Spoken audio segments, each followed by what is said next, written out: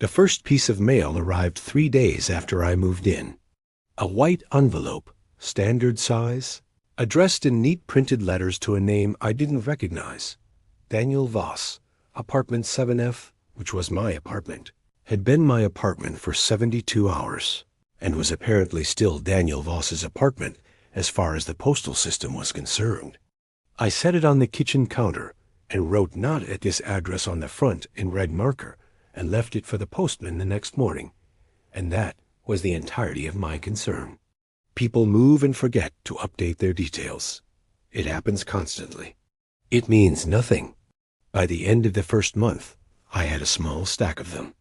Mostly promotional mail, a few official-looking envelopes from what appeared to be a bank and an insurance company, one hand-addressed letter in faded blue ink from somewhere in the south of the country with no return address.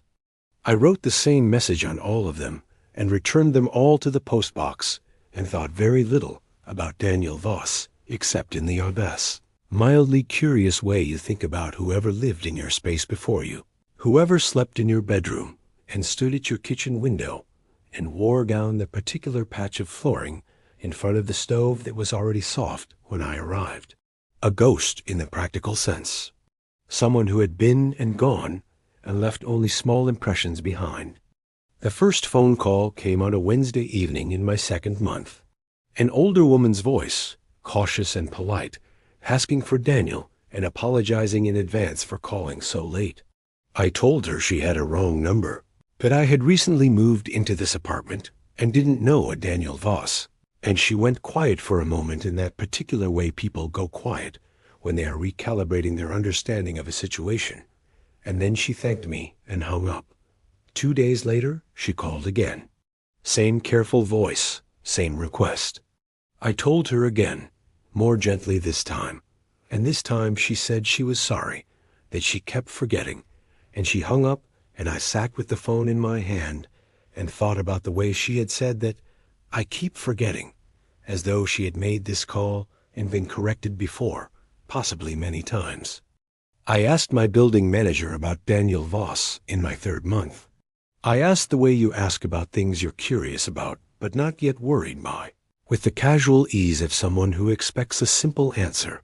The building manager was a heavy-set man named Tuber, who managed the property with the air of someone perpetually interrupted from something more important. And when I said the name Daniel Voss, something moved behind his eyes, quickly, the way a fish moves beneath the surface of dark water, visible for just a moment, and then gone.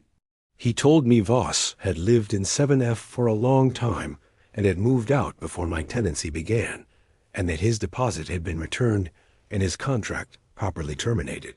He said all of this looking slightly to the left of my face, and when I asked where Voss had moved to, he said he didn't have that information, that tenants weren't required to provide a forwarding address, and he turned back to whatever he had been doing before I knocked. The visitors started in my fourth month. The first one was a young man in his late 20s who knocked on a Saturday afternoon and looked briefly confused when I opened the door, as though my face was slightly wrong for the doorway it occupied. He asked for Dan, and I told him Dan hadn't lived here for some time, and the young man nodded slowly in the manner of someone receiving information they had been half expecting and half dreading, and he thanked me and left without another word, and I watched him through the peephole as he stood in the hallway for a long moment before walking to the elevator, not quickly, with the heavy movement of someone carrying something invisible. I thought about calling after him, asking what he knew, and didn't. I wish now that I had. After him came a woman in her 40s, with careful clothes and red eyes, who asked for Daniel, with the specific softness of someone who has been crying recently and is trying very hard not to be crying now. A man in a postal uniform, who had a package and seemed genuinely baffled that Daniel Voss was not who answered the door. An elderly couple who said they were friends of Daniel's parents and had come to check on him, and who, when I explained that Daniel no longer lived here, exchanged a look between themselves that I was not meant to see, but did. A look that contained, in the compressed language of two people who have known each other for decades, an entire conversation I was not privy to. They thanked me and left, and I stood in my open doorway and looked at the empty hallway and felt, for the first time, not curious but uneasy. Not the ordinary unease of social awkwardness, but something lower, something that lived below the level of thought. I started to notice the apartment itself in a different way after that. Small things I had attributed to age and wear began to gather meaning in my mind, the way isolated data points gather meaning when you suspect they are part of a pattern. The soft patch in front of the stove that I had noticed when I moved in was not the soft patch of heavy use. It was the soft patch of something heavy having stood in one place for a long time, something large enough and present enough to compress the subfloor through the linoleum. There were marks on the inside of the bedroom door, low down near the floor, that I had assumed were scuff marks from furniture removal, and now looked less like that and more like something else, something that had been made from the inside of the room with some urgency. The bathroom mirror had a crack in the upper left corner that ran diagonally, the kind of crack made by impact from the inside, from someone's hand or head connecting with the glass from very close range.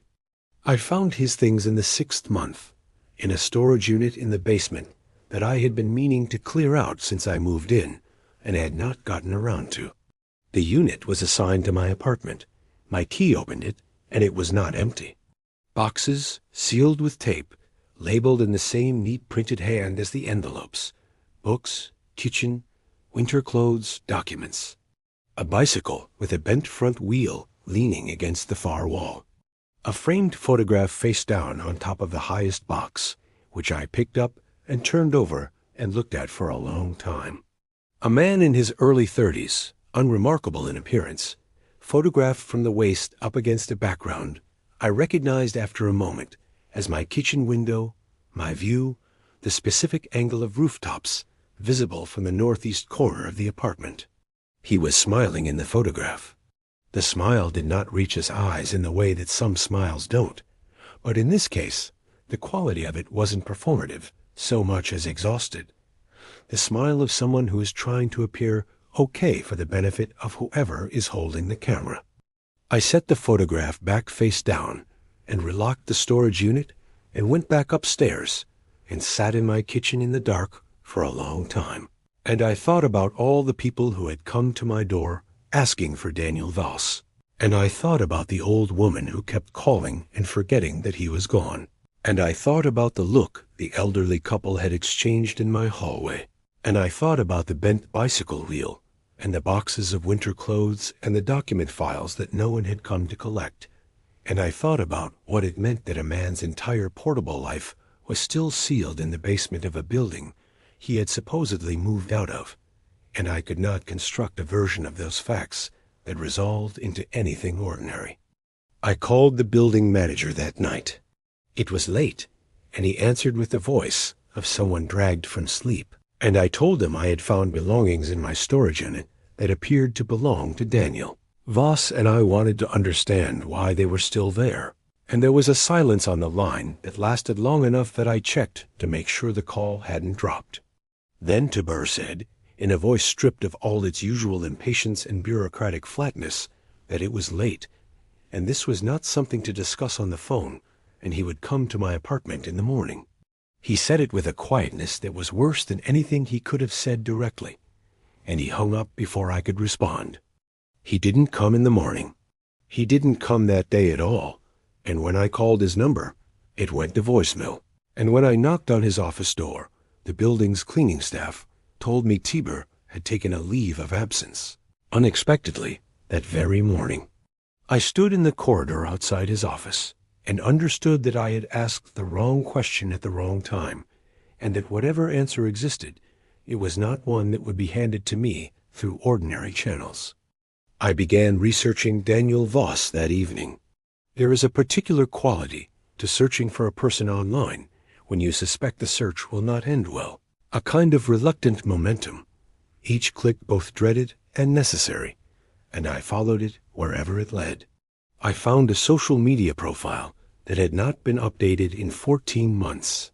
I found a mention in an alumni newsletter from a local university, dated 16 months ago. A brief line wishing him well in his new role at a company I found no other record of. I found on a regional news archive a short article from 13 months ago, 4 paragraphs, the kind of article that is written to convey information while being careful not to fully confirm anything, about a missing persons report filed by family members for a man matching Daniel Voss's description. Last known residence listed as an address I recognized as mine. The article noted that the investigation was ongoing. There was no follow-up piece. There are never follow-up pieces for people like Daniel Voss. I moved out at the end of that week. I did not wait for the end of my lease. I did not speak to a new building manager or file any paperwork or do any of the things a responsible tenant does when they leave.